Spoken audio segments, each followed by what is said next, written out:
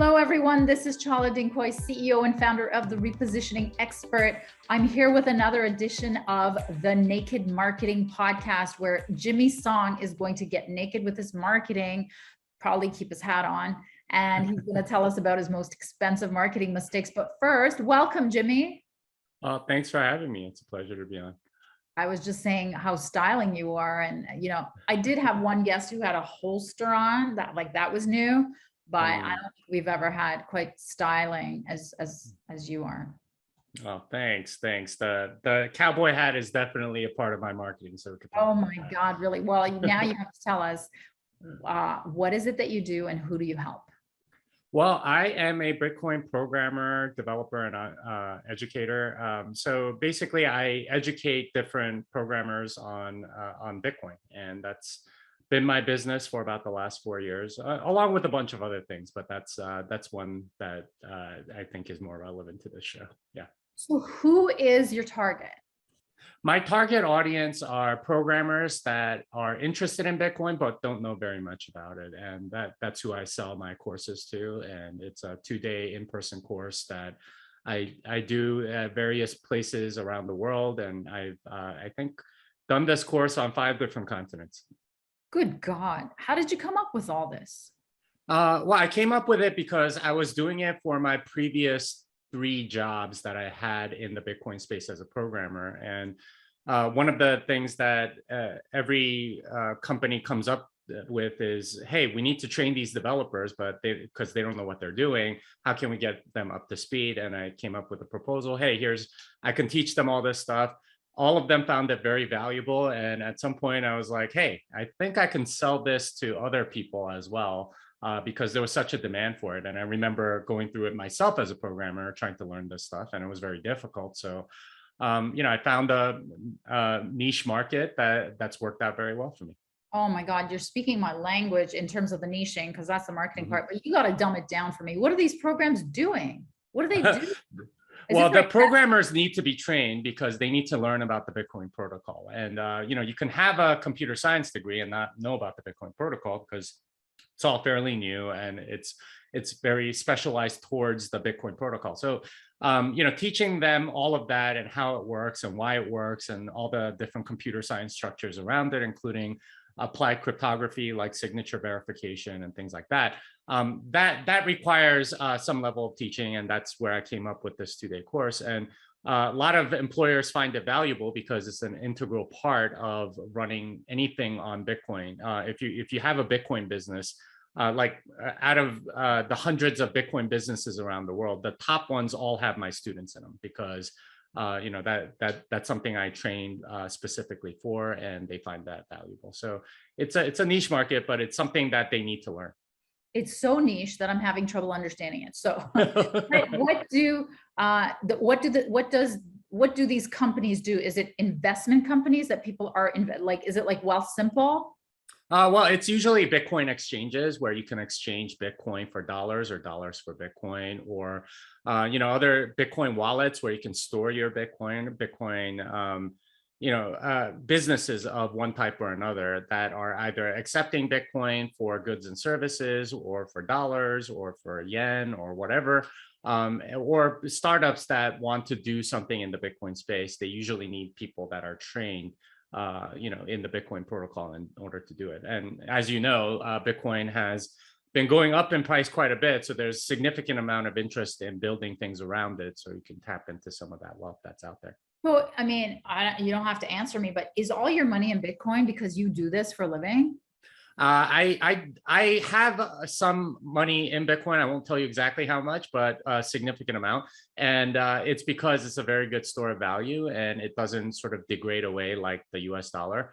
Most people end up having to store their value in stocks and real estate because that's the only thing that's sort of keeping up with the monetary expansion that's going on. But Bitcoin does a better job and it's more fungible and more liquid. So that's why I keep it in Bitcoin. I met one woman that I interviewed on this show. Her life changed because she invested in Bitcoin like very, very early on. And then and then it just went crazy. Right. And so she said she became like a multi-millionaire and her entire life changed. Like she was in the boats and the yachts and the she had a completely different lifestyle. So I mean, have you seen that happen? I have. Generally, it's not people that are just spending money frivolously. To hold Bitcoin for a long time is actually quite difficult because the temptation to sell is always there. And if you always think, okay, if I sell now, then I'm going to get this price. But if I sell later, I'm probably going to get a much higher price and be able to buy more things. So the general tendency for people that are undisciplined is to spend it all and then think that they can make it back, and they don't, and they go bankrupt or play in the altcoin casinos or something like that. Whereas for people that have held, they've shown an unusual amount of discipline and not sort of tapping into the wealth that's accessible to them. So for a lot of Bitcoin holders, their lifestyle changes, but not necessarily in the way of, hey, I got boats and Lambos now. It's more, okay, I'm planning for the future and making sure that this wealth is sustainable, and it's something that I can live off of and do something with, and I'm going to cut back consumption now so I can save for later. That generally tends to be the mentality. It's what we in Bitcoin call low time preference behavior. Wow. Oh my gosh. I'm learning so much. Like, you are very unusual for me to have as a guest. So let's talk about marketing. Okay. It's very niche. So it's got to be these people are hanging out all in the same crowd. So do you market, or is it all word of mouth? Word of mouth definitely helps because most of my students have Twitter accounts or LinkedIn accounts or something like that. And if you go to my website, you can see all the testimonials from them, and it's from them directly. So that tends to be a big part of my marketing is, other students that have taken the course and found it valuable. I've taught over 500 developers, and like I said, they're in companies all over the world. And oftentimes the leads I'll get are based off of them. They'll say, one of the most valuable things that I found was going through Jimmy's course. That's something that you might want to consider for your other developers. And once they find it valuable, well, then, I get more students that way. So word of mouth is definitely a big one. But the other one is Twitter. So I am on Bitcoin Twitter, and that's sort of the place where a lot of Bitcoin people hang out. And I have, I think, currently 262,000 followers, something like that. And that's built up over a number of years. And it's largely because that's the main channel through which people get their Bitcoin news. So I do market there once in a while. And I've had success doing that and getting people to, join my course that way. And it's not cheap. So, it requires some level of dedication and things like that. I also have my newsletter and my podcast where I talk about it a little bit. My newsletter has, technical news around Bitcoin. So it's targeted towards this very crowd. And, towards the end, I always tell people, okay, here are the next seminars that I'm going to do, and here's the locations. If you want to apply, click here. I've also had good success with some scholarships. A lot of people in the industry want to see more programmers, especially minority programmers. So I think at one point I gave away something like 30 scholarships just for women.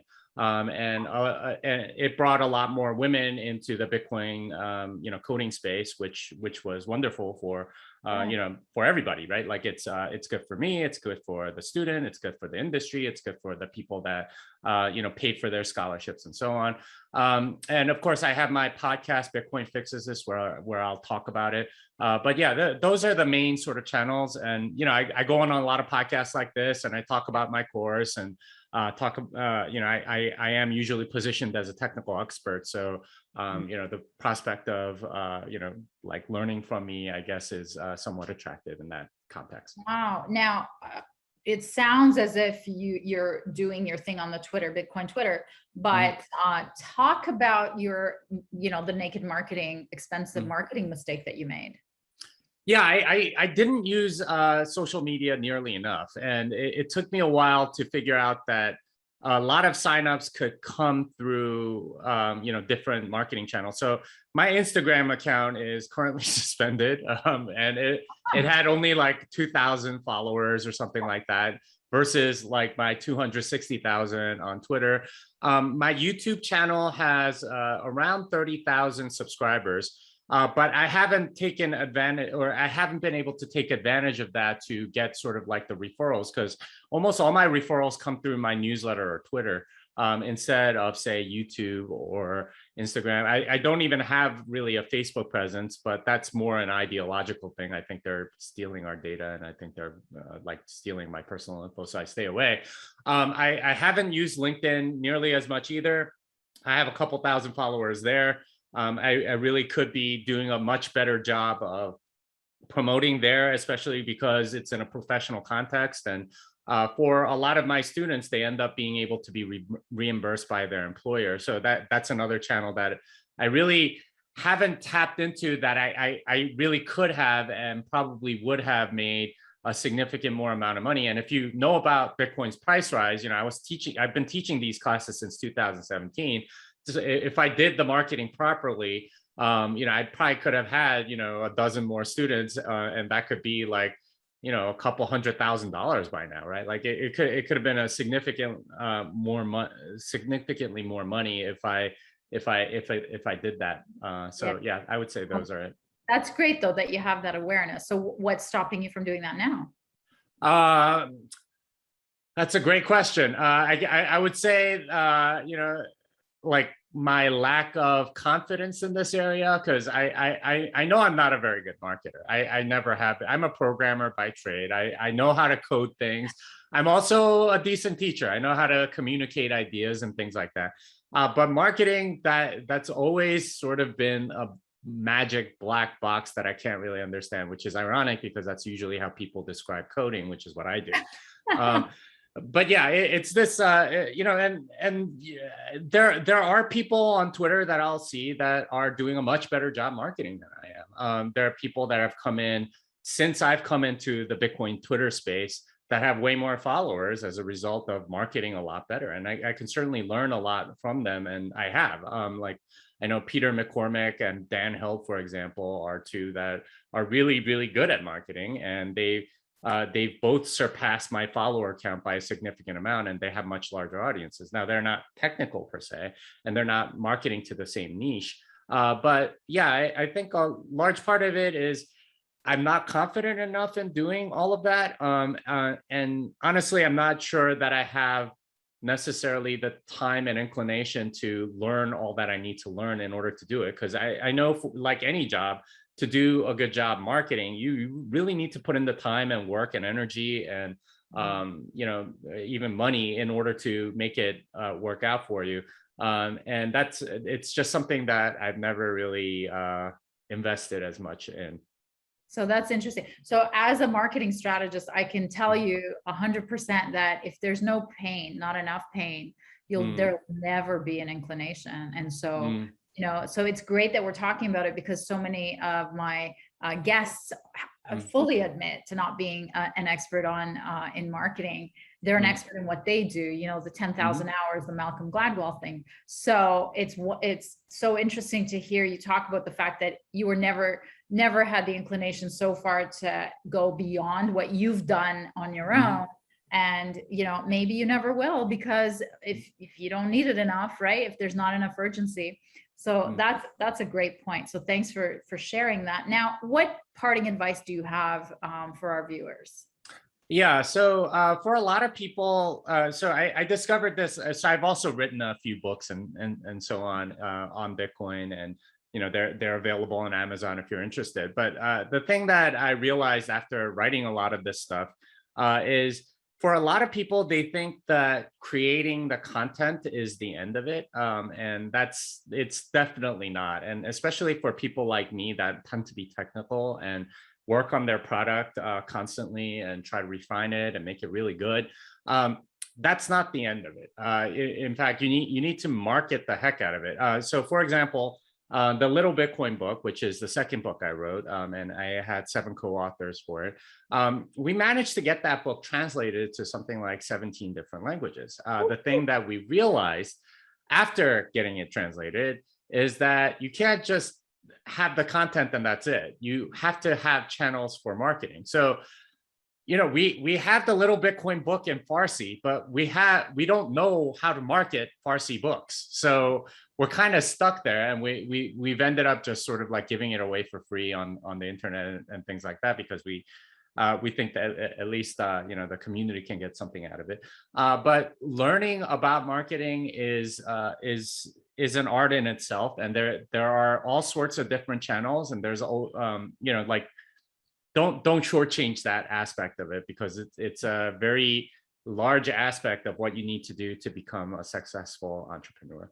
Awesome. Thank you so much. Now, how can people reach you? Well, so my website is programmingbitcoin.com, and that is the title of my first book that I published with O'Reilly, who is the premier tech publisher here in the United States. But it has links to all three of my books. Programming Bitcoin, the Little Bitcoin book, and Thank God for Bitcoin. You can also find me on Twitter at Jimmy Song. You can find me on LinkedIn at Jimmy Song. You can find me on GitHub at Jimmy Song, Medium at Jimmy Song. My newsletter is jimmysong.substack.com. I did have an Instagram account that just got suspended that I'm trying to reinstate. It's Jimmy Song Bitcoin. I'm also hanging out on Clubhouse if you like to talk and stuff.